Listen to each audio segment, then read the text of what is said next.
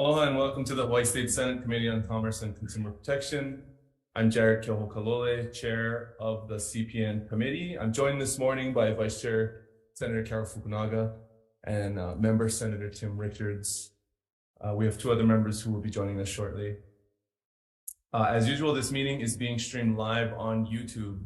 In the unlikely event that we must abruptly end this hearing due to technical difficulties, the committee will try to reconvene to discuss any outstanding business on this Friday, next Friday, which is not the 7th. Next Friday is the 10th. Yes. If we need to reconvene, we'll reconvene on Friday, February 10th at 9:30 a.m. Thank you. And a public notice will be posted on the legislature's website. As is our normal practice in the committee, for testifiers participating remotely, please stand by. Your audio will be muted and video disabled until shortly before it is your turn. We have a 2-minute testimony limit in the CPN committee. We have received your written remarks, so if you would like to add or particularly emphasize any of those written remarks, please feel free to do so. Otherwise, I would encourage you to stand in your testimony and make yourself available for questions. I'll be reading a list of individuals. We will start with testifiers in the room and then move to our friends online and then anyone else who'd like to join in. If you're interested in reviewing the written testimony, please go to the legislature's website and you can find a link on the status page for the individual measure you are interested in. So we will begin with the first measure on the agenda, SB 158, relating to deceptive trade practices.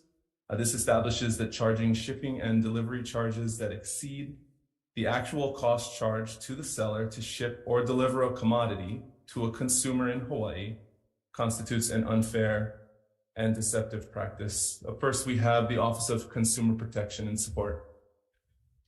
Good morning, Chair, Vice Chair, members of the committee. This is Raji Tolentino standing in for Mana Moriarty. The office stands in support of this measure. Thank you very much. Thank you very much. I forgot to mention the fourth member of our committee, present Senator Angus McKelvey. We also have the Retail Merchants of Hawaii in opposition. Good morning. Good morning, Chair and members of the committee. I'm Tina Yamaki. I'm with the Retail Merchants of Hawaii. And yes, we are opposed to this bill. Deceptive trade practices with shipping might have happened maybe 10, 15 years ago, but with online sales right now, everything is a little different. We've seen during the pandemic how everyone has kind of hopped online and the customers have changed too. They no longer want it 2 days. They want it 1 day or within hours now.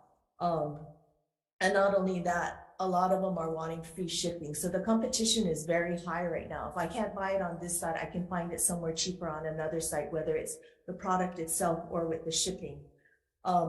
Customers also has the ability when they're checking out and they find out what the final shipping price is, they can always opt out and not buy the thing. They're not committed to it unless they press, yes, I'm going to purchase it. So we wanted to point that out.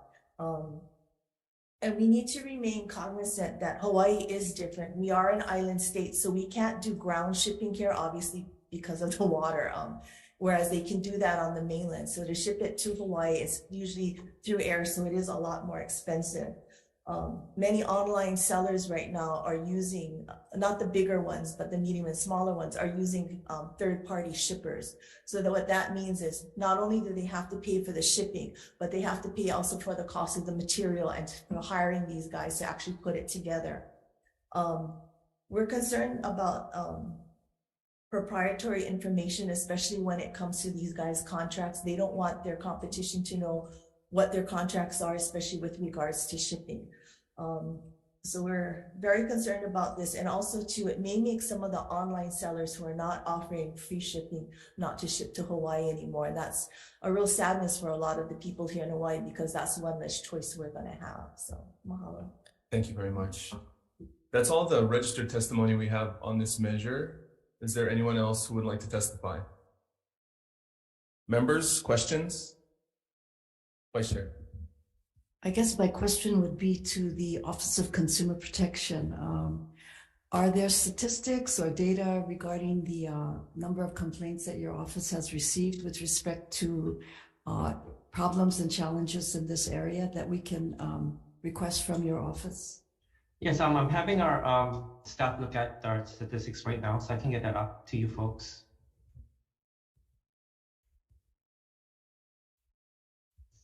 I'm sorry, do you have that data or not have that? I don't have it with me right at this moment. A staff member is looking for it right now. It's taking a while, so I can get it to you shortly. Okay, thank you. Members, any other questions? Quick question, Chair. Senator McKelvin. Tina, I'm a little confused by the testimony because the bill doesn't say you can't charge for shipping or you have to do free shipping or that you can't. It basically says that if you're going to charge for shipping, that the actual cost of the shipping to the business be the cost of shipping represented to the consumer.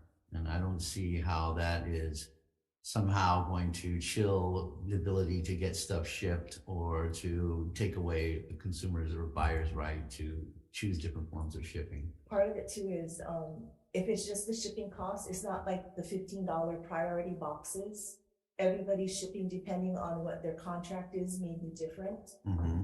And so we want to make sure that that proprietary information doesn't get out.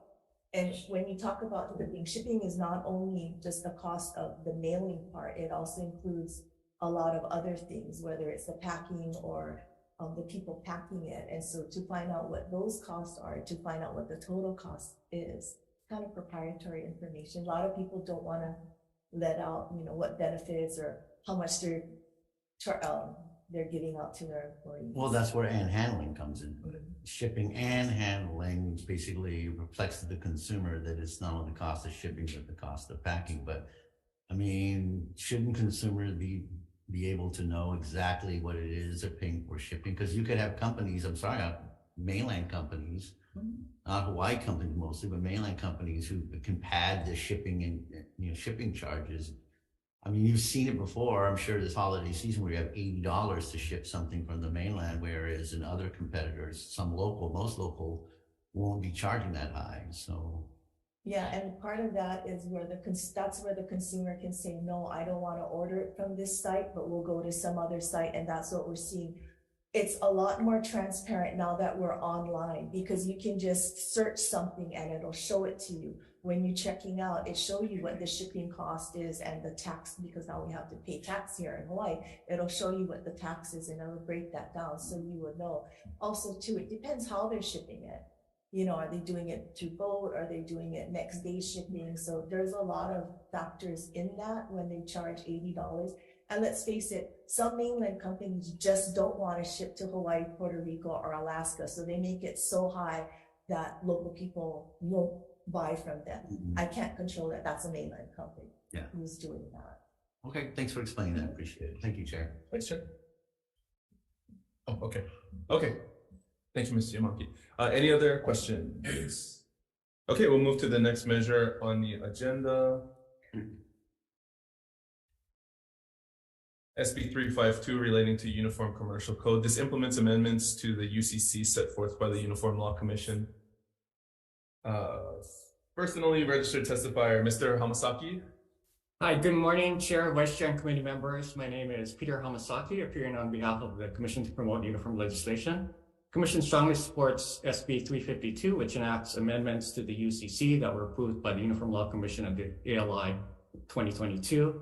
The 2022 amendments contain a number of different amendments to the UCC, but the primary focus of the amendments is to clarify how the UCC applies to digital assets such as virtual currencies, and thereby extend the common set of commercial law rules created by the UCC to digital assets. Thank you again for considering SB 352. I'm available if there are any questions. Thank you. Thank you. That's all the registered testimony we have on this measure. Is there anyone else who would like to testify? Members' questions?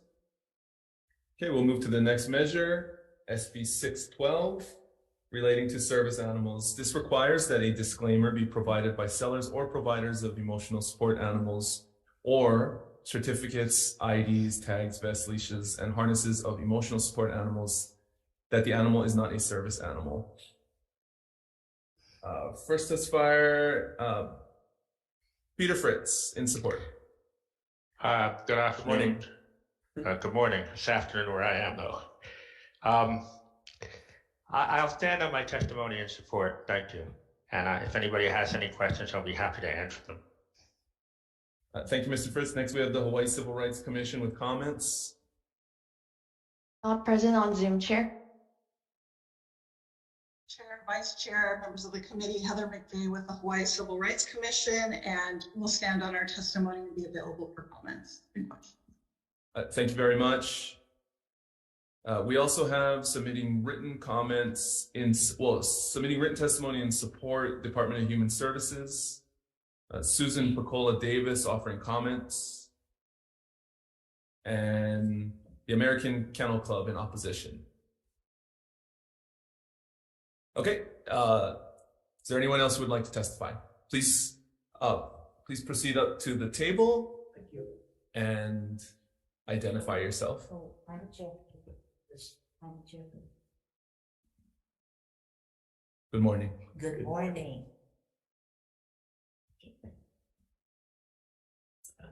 Sit down, please. The mic's right in front of you. You're okay. Right here? Yeah, we have you. Are Go you able ahead. to hear me? Yes. Okay. Good morning. My name is Vicki Kennedy, and I am in support of Bill 612. And this will hopefully deter owners of pets who want to pass their dogs as a service dog. Okay. I also want, having stated that, I also want to add something that these pets are not trained to be disciplined as a service dog, because there's a lot of training that goes into these dogs to make them as a legitimate service dog. And when there is a dog that is misbehaving, the harness or a certificate on them will not make them a legitimate service dog. And so when they come across another dog, they will go after the dog, bark at the dog. And these dogs are dogs. My guide dog is a dog. And so he can be distracted. And this is very dangerous for us, especially those of us who are blind. So, but I am in favor of this. So hopefully it will deter owners from using their dogs as legitimate service dogs. Thank you. Thank you. I'm Jim Kennedy, Vicky's driver. I'm the former executive director of Hawaii Fido Service Dogs. I'm not in that capacity now. First want to say I want to thank the legislature for passing in 2018 the fake service dog bill that made it illegal for people to put these vests on dogs and portray it as a service dog when it is not. It seems to have been very effective. We noticed a great reduction in the number of fake service dogs out there. I think I'm in favor of this bill, and I'm in favor of it because it is just one more tool in the toolbox to help reduce the number of people who buy these vests and they march boldly into businesses and say, hey, I'm entitled to have access. With this disclaimer that's being required, there will be no question, should be no question on the part of the purchaser that this is not going to legitimize a pet as having access that a service dog, only a service dog would have access to. Thank you very much. Thank you very much. Is there anyone else who would like to testify on this measure? Okay, seeing none, members, questions? I guess I have one. Vice Chair. I have one follow-up question for the HCRC testifier. Heather, are you there? Yes, I am. Okay, Yes, good morning. Thank you. The comment was that HCRC has strong concerns about the language in Section 1 of the bill. Did your organization have any recommendations on specific amendments or features that could be proposed, or are you kind of just raising this as a concern with the expectation that subsequent committees or this committee would help flesh that out with the, I guess, comments from other organizations as well? We did raise the issue. We had some concerns with the language that would need some work. And specifically, as we noted, that it kind of misstates the law that the animal itself would have the right, but it would, in fact, it's the person with the disability that would have a right to use that service animal. And then also we were concerned the way it's described that, you know, when you're getting a pet to begin with, it doesn't really contemplate a person that would purchase a service, purchase an animal that's intended to be trained later as a service animal. And there's some other scenarios that we could see that were not really captured by the language here. So we didn't offer any amendments, but we did have some concerns about the way it's described in this bill. But we do appreciate and understand there is confusion around the definition of assistance animals, and that abuse of labeling non-assistance animals as service animals is, you know, potentially hurting folks that legitimately do use service animals to meet the need of their disability. So, Okay, thank you. thank you. Members, any other questions? Yeah, Senator Chair. Richards. Yeah, apologize. Kennedy's, I have a question concerning the training of service dogs. Could you come back to the table, please?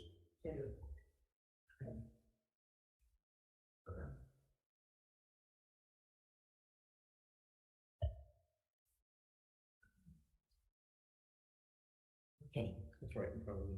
all right, thank you. Okay, just as a quick summary, more for people's understanding, Yes. what does it take to have a service animal trained? Time Well, length, etc. Okay, I can only speak on behalf of guide dogs Correct. because I have been a guide dog handler for now going on 23 years, and I've had 3 wonderful guide dogs from Guide Dogs for the Blind. It starts even at 3 days old with feeling their paws, feeling their gums, feeling the ears. So it's all this socialization that's going on with these dogs. And then even with the puppy raisers, when they start to raise these puppies at 8 weeks or 9 weeks old, these puppy raisers take them in, teach them house manners, and they train these dogs to be social and not be aggressive. So even when they're feeding them, the hands go into the bowl off and on so that the dog won't lunge at the puppy raiser and try to bite their fingers. So they're trained to just accept all of these the protocol of being raised to become a guide dog. They're put on, trains, planes, automobiles, gondolas, boats, whatever. And so that they know that when they become a guide dog, they can follow their master or mistress wherever he or she goes. Okay. Then this goes on, this is more socialization. So 15, 16 months of this puppy raising will help the actual trainers, the certified trainers at Guide Dogs for the Blind, to teach them now the actual guide work procedure. Okay, so they've been socialized in different homes and then also different businesses. And so they're used to being out in public. So now after 15, 16 months of all of this, they go back to college now. So they're back at Guide Dogs for the Blind. And then now comes the process of so-called elimination. Some dogs don't want to walk on shiny floors. Some dogs get very frightened when they're out on the sidewalk and they hear the air brakes on a bus or a truck or something like that. All of this has to be taken into consideration, okay?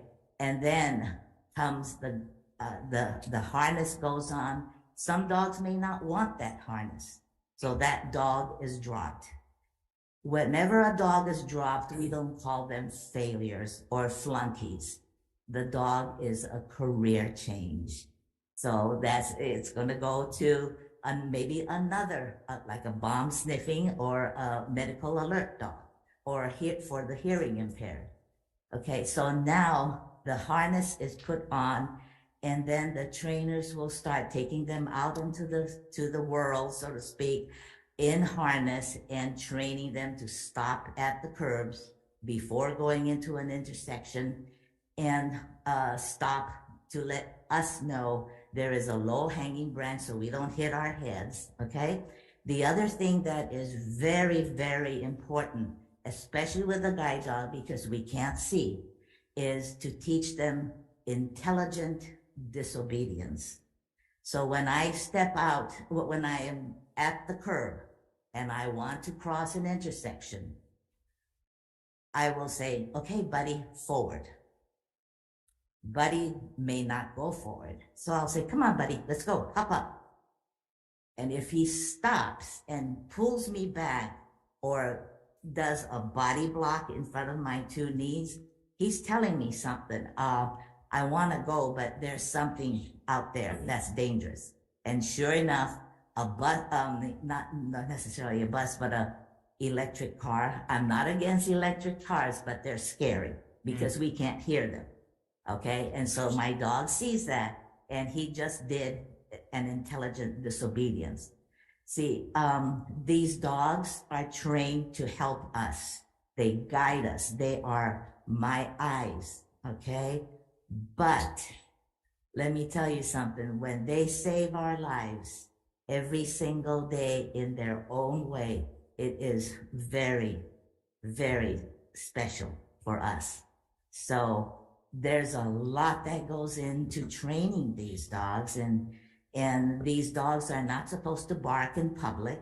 Okay, they may snore if there's a long meeting, but you know they're trained to be quiet, and so it's a lot of training. And if of the 900 dogs that are born at Guide Dogs for the Blind on a yearly basis, only about 350 make it to become a guide dog. Ms. Kennedy, thank you, Yes. because that's the data I was looking for, Yeah. the fallout, and I'm keenly aware of that. And so if it's a fair statement, you said 15 to 16 months socialization, probably another 6 to 9 months training before it goes into work. I would say no, about 3 months now. 3 months? Okay, so yeah. we're talking 2 years old before the animal, Right, I think. yes, So yeah, yes. that's the data I was looking for, and the Oh, sorry. example of how much work it actually takes to get Oh, yeah. the dog there. So thank you, I appreciate that. Sure, Thank you, Chair. All right. Ms. Kennedy, thank you for that explanation. Any other questions for her before we move on? Okay, any other questions for any testifiers? What's a quick one from the Civil Rights Commission? Okay, thank you, Ms. Kennedy. Okay, thank you. Heather, are you on? We have a question. Yes, thank you. Yeah, Heather, I don't know, did you have a chance to look at the AKC's testimony insofar as the use of the word rights, the way it's used in the bill at all? I have not. Was that submitted late? I didn't see it yesterday. Apologize. Okay, well, if you get a chance to take a gander, offline, obviously, just for my own edification, maybe you can just give me some feedback on it, because I thought there were some pretty good clarifications they pointed out. They put the language in the bill. Thank you. Thank you, I'd be Chair. happy to provide that. Sure. Members, any other questions? Heather, I have a question. Yes. So in reference to the Senator McKelvey's question, the American Kennel Club submitted late testimony that offered support and suggested amendments to eliminate all references to use of the term rights as it relates to the animals. That differs from your submitted testimony, which offers support just for Section B. And so I'm wondering if you can help us understand the thinking behind eliminating just Section A versus eliminating all references to animals having rights. Well, I apologize. I haven't seen their testimony, and I'd be happy to hear further about that. And I'd be happy to provide the committee with more information after the hearing. But as far as the Civil Rights Commission is concerned, the rights related to service animals really spring from the rights of the person with a disability that uses that animal. Not to say that animals don't have rights to not be abused, et cetera, but as far as an accommodation for a person with a disability, that springs from the person's need to use the animal to navigate the world in the way that someone without a disability would. And so when the language describes the rights and privileges of a service animal, for example, that service animal, the rights come from the person and not the animal itself individually. So maybe I can ask as a follow-up, is the Civil Rights Commission opposed to the restrictions on the acquisition of animals that are in Section A, or is it just the references to the rights rights of animals? Yeah, I think that if the language were worked on, we absolutely appreciate and agree that there is confusion regarding assistance animals as an umbrella term and service animals as a dog that's trained to do a specific purpose. So, and then also how I mentioned that, it doesn't really contemplate animals that are purchased and then later trained as a service animal. And I also would note that there is no standard training process, and service dogs, there are service animals that serve many different types of disabilities and perform many different types of behaviors. So we just don't want to have the unintended consequence that the language is too narrow, that it would impact, legitimate needs of persons with disabilities. So the language could use more work in that regard. Okay, thank you. Okay, if there are no other questions, we'll move on to SB 667 relating to nonprofit organizations. This clarifies the application of the general excise tax law with regard to gross income derived from unrelated trade or business activities of nonprofit organizations. First, we have Department of Taxation with comments. Good morning.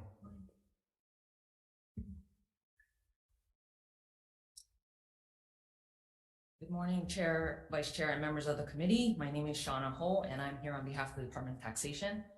Thank you for the opportunity to testify. The department stands on its written testimony and providing comments on this measure, and I'm available to answer any questions. Thank you. Thank you very much. Tax Foundation with comments. Good morning. Good morning, Chair, members of the committee. Tom Yamachiga from Tax Foundation. As you probably remember, this bill did pass out last year and was vetoed by the governor. We do think that the reason why the bill was vetoed was because of a kind of a hyper-technical misreading of it. The way it's structured right now, there is a kind of a double proviso. It basically says that gross income derived from unrelated trade or business is not exempt, but Section 512B shall not apply in making that determination. The department read that to say that anything in 512B therefore becomes taxable, but we think, and they pointed to, for example, research grants to the University of Hawaii as becoming taxable, and that of course scared the bejeebers out of the UH, and they had they kind of felt compelled to oppose it, but we don't think that reading is fair. So we'd be happy to answer any questions. I thank you for the opportunity to testify. Thank you very much. Next, we have Hawaii Alliance of Nonprofit Organizations in support. Good morning. Hi, good morning, Chair Keho Kalole, Vice Chair Fukunaga, and members of the committee. Tom, before me, actually explained quite well the technicalities of why the bill didn't pass last year. So we strongly support this bill, Senate Bill 667. We do, however, have preferred language from Senate Bill 950, and it kind of goes to the clarifications that Tom made around the misinterpretation that we stumbled upon last year. And so 950 might sit better, we think, with all parties. So if we could respectfully request the replacement of that language. And, again, just really 5 points really quickly. We really strongly support this exemption for nonprofits. It actually allows their savings to be put back toward mission delivery. It allows us to conform state law with federal law, and it also prevents nonprofits from being double taxed on this revenue. So thank you for the opportunity to testify. I'm happy to take questions. Mahalo. Thank you very much, Ms. Mariyama, and plus points to you for bravely attempting my name on Zoom. I've had a chance to practice. You did great. Thank you. 5 points for Harmo. Hawaii Youth Services Network in support. Aloha, Chair, members of the committee. I'm Judith Clark, Executive Director of Hawaii Youth Services Network, a statewide coalition of youth-serving organizations. We are in strong support of this bill, which would literally benefit thousands of nonprofits across our state and the many children, youth, families in Kupuna that they serve with critically needed services. Our testimony is substantially similar to the one that you just heard from Lisa Mariyama at Hano. We concur with Hano that the language in Senate Bill 950 would be preferred, but we would be happy to support this bill as in its current incarnation as well. But we do feel that Senate Bill 950 may have preferred language. Thank you for this opportunity to testify. Thank you very much, Ms. Clark. That's all the registered in-person, that's all the testimony from individuals registered to testify in the hearing. Is there anyone else who would like to testify on this measure before I read the submitted written remarks? Okay, I'd just like to note for the record the testimony of individuals who indicated they would not be present, all in support, principally in support of the same position as the previous two testifiers. The Nature Conservancy of Hawaii, the Hawaiian Humane Society, the Outrigger Duke Kahanamoku Foundation, Nahaleo Maui, Big Brothers Big Sisters Hawaii, Boys and Girls Club of Hawaii, Catholic Charities Hawaii, the American Heart Association, the American Cancer Society Action Network, the Hawaii State Coalition Against Domestic Violence, Family Promise of Hawaii, the Kilinahe Foundation, Ho'ola Napua, the Samaritan Counseling Center Hawaii, Shinshu Kyokai Buddhist Temple, Kuikahi Mediation Center, HT Hayashi Foundation, Grow Some Good, After School All-Stars Hawaii, Popoki Place Oahu Cat Sanctuary, Revitalized Life Ally LLC, the Hawaii Bicycling League, A'ali'i Mentoring, Megan Blazak, Erica Yamauchi, Child and Family Service, Hawaii Children's Action Network, Speets, and Dana Kokobun. That's all the testimony we have. Members, any questions? Okay, seeing none, we'll move to the next measure on the agenda, SB 745, relating to agriculture. This extends the offense of false labeling of Hawaii-grown coffee to include roasted coffee, and imposes a $10,000 fine for each separate offense of false labeling of Hawaii-grown roasted coffee, and makes an appropriation for an enforcement position. First, we have Hawaii Department of Agriculture in support. Good morning. Good morning, Chair. Sorry. Plus points for Department of Ag. Yeah. And Vice Chair Fukunaga and Member Richards. The department will stand as testimony in support of this measure, and thanks the legislation for acknowledging the need to have this capacity. Thank you. Thank you very much. The Hawaii Coffee Association in support. Good morning. Good morning, Aloha Chair, Vice Chair.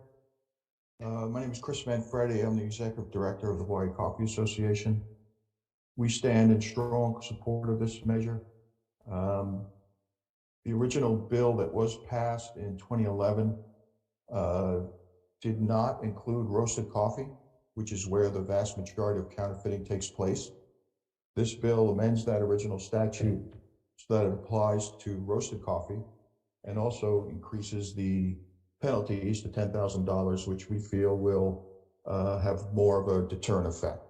$1,000 fine really had no impact on coffee counterfeiting, and that it was targeted to everything except roasted coffee, also ensured that the original legislation had no impact on counterfeiting.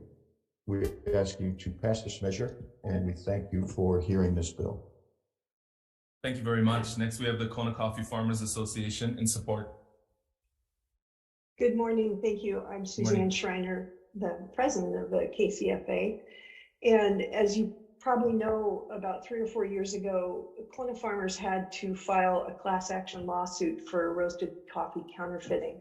So the passage of this bill would take the onus off of the growers to self-regulate their own marketplace and allow the HDOA to take a stronger stand against counterfeiting. And we greatly support this, and we appreciate the bill moving forward. Thank you. Thank you very much. We also have submitted written testimony, all in support, from the following organizations and individuals: the Hawaii Farm Bureau, Franz Weber, Hawaii Coffee Company, Oahu Farm, Carolyn Whitcover, and Michelle Brown. Is there anyone else who would like to testify on this measure? Members, questions? Okay, seeing none, we'll move on to the next measure on the agenda, SB 1234, relating to tax credits. This measure establishes a tax credit for certain owners of condominium whose associations increase maintenance fees to comply with county ordinances requiring automatic fire sprinkler systems or alternative fire prevention and fire safety systems. Department of Taxation with comments. Good morning. Good morning, Chair, Vice Chair, and members of the committee. My name is Shauna Holt, and I'm here on behalf of the Department of Taxation. Thank you for the opportunity to testify. The department stands on its written testimony and providing comments on this measure, and I'm available to answer any questions. Thank you very much. Tax Foundation with comments.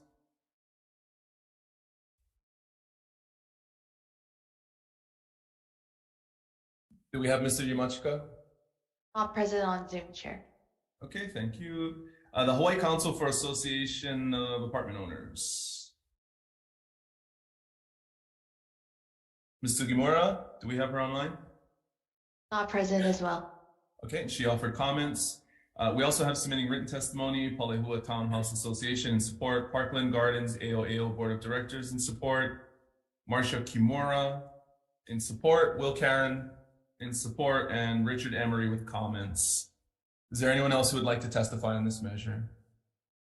Okay, members, questions for DOTEX? Vice Chair. I'm not sure exactly who to direct the questions to, but I guess for Department of Taxation and the Tax Foundation, there's kind of a wide range of comments.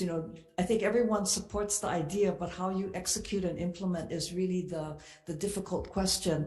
And at the city level, the council did adopt legislation which provided income tax credits for individuals, but at the city level, it was limited only to those who installed fire sprinklers, which basically meant nobody has really used that tax credit, because for the most part, most buildings could not afford to go with fire sprinklers.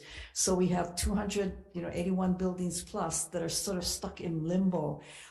This appears intended to address that, but it sounds as though part of the difficulty is in how best to execute and implement, because most of the records that would appear to be needed to be able to verify and confirm what is being authorized would really be in the hands of the condo associations rather than in individual unit owners' hands. So I don't know if your department has looked at this issue before, but it has become a really emergency type of issue for many condo owners because insurance rates have skyrocketed. So can you perhaps comment, as to where you think your department might be able to assist in tackling some of the specific implementation issues? Well, part of our testimony, we did request that the credits be certified by another agency. As far as so your question is, how would it be easier for the taxpayer to get the information to claim the credit? I think the difficulty that individual taxpayers would have is that identifying the specific information is usually something that the condo association and their design professional have to compile. So individual owners may not be the best people to have to apply for it. It should be probably the condo association, if that would make it easier, both from the tax department or DCCA or even individual owner's perspective, because the association can provide a list of all the unit owners in the building, and that way it makes it a lot simpler than, individual property owners trying to pursue this type of relief. I'll take that back to the department. Okay, Yeah. okay, thank you. Thank you. Members, any other questions? Okay, seeing none, we'll move to the next measure on the agenda, SB 1328. Relating to the Public Utilities Commission Special Fund carryover balance. This increases the balance that may be retained in the PUC Special Fund at the end of the fiscal year from $1 million to $3 million. First, we have the DCCA in support. Good morning. Chair Vice Chair Kunaga, Dean Nishin with the Division of Consumer Advocacy. We stand our written testimony in support of this measure, but available for questions if you have any. Thank you very much. Next up, we have the Hawai'i PUC Chair in support. Hi, good morning, Chair Keoho Kalole, Vice Chair Fukunaga, and members of the committee. I'm Jody Ando-Chai. I'm testifying on behalf of Chair Leo Ascension. We stand on our testimony in support, available for any comments or questions. Great. Plus points for everybody. I know. Yeah. You're good. Hawaiian Electric Company in support. Ulupono Initiative in support. Is there anyone else who would like to testify? Members, any questions? Okay, thank you very much. Moving to the next measure, SB 1379, relating to penalties for unlicensed care homes. This clarifies the penalty to be assessed on any person who intentionally operates a care facility without a certificate or license. Department of Health in support. Department stands in strong support of that bill. Thank you very much. We also have Marcia Kimura in support. Is there anyone else who would like to testify on this measure? Members, questions? Seeing none, we'll move to the last measure on the agenda, SB 1381, related to the repeal of Section 328-106 Hawaii Revised Statutes. This repeals unenforceable and ineffective provisions of Chapter 328. Department of Health in support. Good morning. Good morning, Chair Kilkalole, Vice Chair, members of the committee. Lauren Kim, Policy Director for the Department of Health. We strongly support this administration measure. There is a real public policy opportunity to discuss the role of pharmacy benefit managers in our healthcare economy. However, this bill is completely unenforceable, and we ask, and it's inappropriately placed in the Food and Drug branch, the Hawaii Food, Drug, and Cosmetic Statute. We believe this was in error. In the event it is unenforceable, we have actually tried in good faith to follow through with a complaint, and the bill as written is not going to deliver any benefit. It requires that a health plan have an appeal with no guarantee of any outcome. So it's ineffective. There is another chapter where pharmacy benefit manager regulation, a conversation is taking place. So we ask that you repeal this section respectfully. Thank you very much, and I'm available for questions. Thank you very much. Next, we have Carrie Okamura in opposition. That's all the registered testimony we've received. Is there anyone else who would like to testify? Members, questions? Quick question. Senator McKelvey. Laura? Okay, you're in favor of the bill, right? We would like this section repealed, yes. Yeah, okay, because the way your testimony was going, it sounds like you're speaking against the bill, but you're against the current law. Correct. Okay. Pharmacy benefit manager regulation is a valid public policy discussion. However, this section in 328-106 is not going to help that conversation at all, or the practical effects on the existing law doesn't help the conversation at all. This one does. There is Chapter 431S, pharmacy benefit manager, is the appropriate place for those conversations to take place. This is the Food, Drug, and Cosmetics well, Act. why did it, give me some historical context. Why did this get passed into that chapter to begin? This was enacted in 2015. The title of the bill was related to pharmacies, and my department just missed it. We just weren't paying attention to this bill because of the title. And a couple of years later, we were getting some calls from small rural pharmacies on the Big Island saying, we would like you to help us out and enforce this bill. And we said, well, this isn't us. We don't know how contracts between payers and pharmacy benefit managers work. And we started getting more calls. And so we realized that we dropped the ball in not opposing this in the first place when it was enacted. But again, we did try in good faith to walk through a appeals process. And it ends up, if the payer decides that the appeal is denied, that's the end of the journey for that appeal. And I'm not saying this happens, but I think we should, if there is going to be an appeal mechanism, there probably needs to be a mechanism to assure that the entity with the financial, that there is no incentive for a entity with financial interest to deny the appeal is the sole and final authority for that appeal. That could be addressed in another bill, what you're saying. Right? It needs to be addressed. Yeah, it does need to be addressed for sure. But does it not do anything and just to, I guess I see what you're saying, but at the same time, this is a huge issue that needs to find a home somewhere. It is a huge issue and it does need to find a home.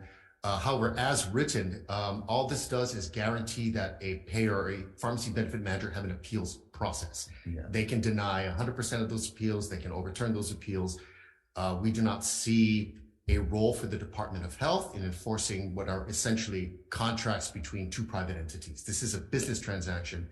And if pharmacies in this particular example are requiring relief, that perhaps is for the courts to decide. But not the Department of Health. This is not a public health issue, and we are not equipped to forensically examine transaction by transaction, for example, the dispensing of generic drugs. So and we should, what their cost is. So the legislature should take this up in the PBM chapter or through another entity like BCCA or through the court system, right? Not through you guys. It is not a public health issue. We do not possess it. So the rest of Chapter 328 allows us to, for example, to enter the premises of a pharmacy unannounced to inspect whether their pharmacy stock is being correctly stored and there is fidelity to labeling in the Food and Drug Administration Act. So we can actually go in and compel them to turn over the manifests for the drugs that they have in stock. So we do not even have the authority to go in and say, please show me your books, your electronic systems where you have proven that you paid or underpaid or you've appropriately paid. Yeah, because it's not FDA related. Correct. So, correct. Okay. So this is a private financial transaction between a payer and a payee, which is not the purview of the Department of Health. Okay, well, thank you so much for that, and hopefully we can address the PBM issue, which needs to be done, but in its proper context. Yes, sir. I agree. Thank you, sir. Thank you, Chair. Thank you. Members, any other questions? Okay, seeing none, we've reached the end of the agenda. Members, if you have any questions we can discuss, otherwise, if you're ready, we can vote. Okay.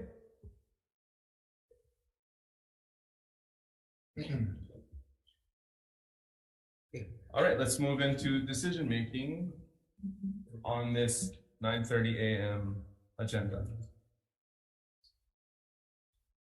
First up is SB 158 relating to deceptive trade practices.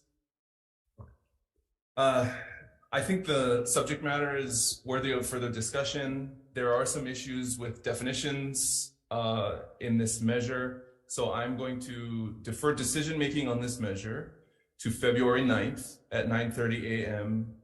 In conference room 229 to try and work out some of the language to keep the bill moving.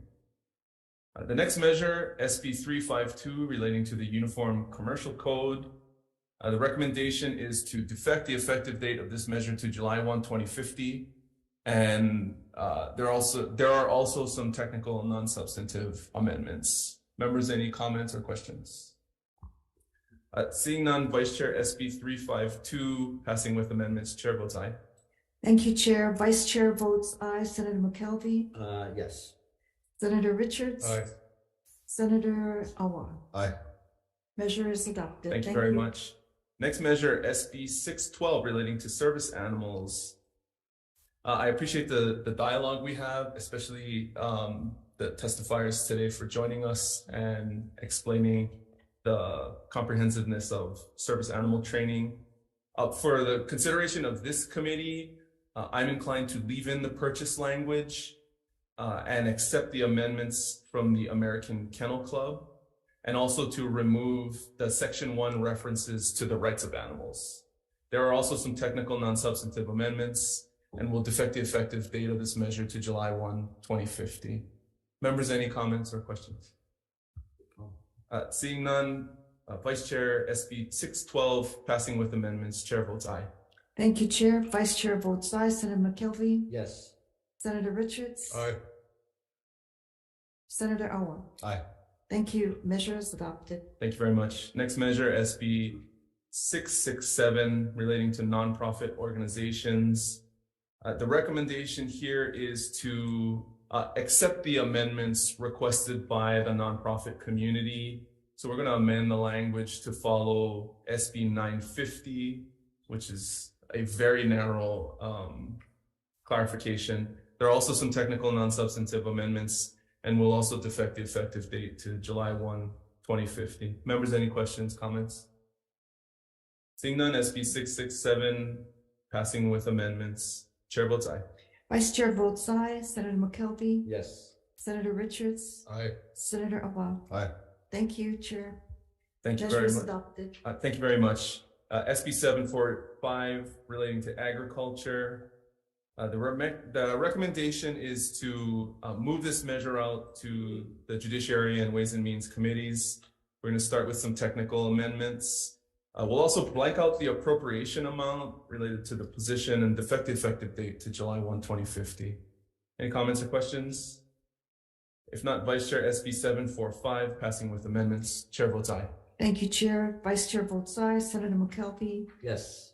Senator Richards? Aye. Senator Awa? Aye. Thank you. Measure is adopted. Thank you very much. Next measure, SB 1234, relating to tax credits. This measure raises a number of issues. I think the subject matter is worthy, so we're going to defer the decision-making on this measure to February 9th at 9:30 a.m., room 229, where we will attempt to make some changes to keep the bill going. The next measure, SB 1328, relating to the PUC Special Fund carryover balance. The recommendation is to blank the carryover balance amount and defect the effective date to July 1, 2050. Any questions or comments? Seeing none, Vice Chair, SB 1328, passing with amendments. Chair votes aye. Thank you, Chair. Vice Chair votes aye. Senator McKelvey? Yes. Senator Richards? Aye. Senator Awa? Aye. Thank you. Measure is adopted. Thank you very much. Next measure is SB 1379, relating to penalties for unlicensed care homes. The recommendation is to defect the effective date to July 1, 2050. And we also have some technical amendments. Questions, comments? Seeing none, SB 1379, Vice Chair, passing with amendments. Chair votes aye. Thank you. Vice Chair votes aye. Senator McKelvey? Yes. Senator Richards? Aye. Senator Awa? Aye. Okay, measure is adopted. Thank you. Thank you very much. Last measure, SB 1381, relating to the repeal of Section 328-106. Recommendation is to defect the effective date and apply some technical non-substantive amendments, July 1, 2050 on the date. Questions or comments? Chair, quick comment. Senator McKelvey. Thank you so much for doing this. I understand the department's position. However, we still have a huge problem on our hands with PBM appeals and oversight. So maybe hopefully next session with your leadership in this committee, we can address that issue on point through a proper vehicle. But again, I understand what the department's trying to do because they're not the right oversight for this type of thing. So yeah, thank you for that. We affected the date on purpose just so that we can keep the discussion going. Yeah. Any other comments or questions? Okay, seeing none, Vice Chair, SB 1381, passing with amendments. Chair votes aye. Thank you. Vice Chair votes aye. Senator McKelvey? yes. Senator Richards? Aye. Senator Awa? Aye. Thank you. Measures adopted. Thank you very much. We're adjourned.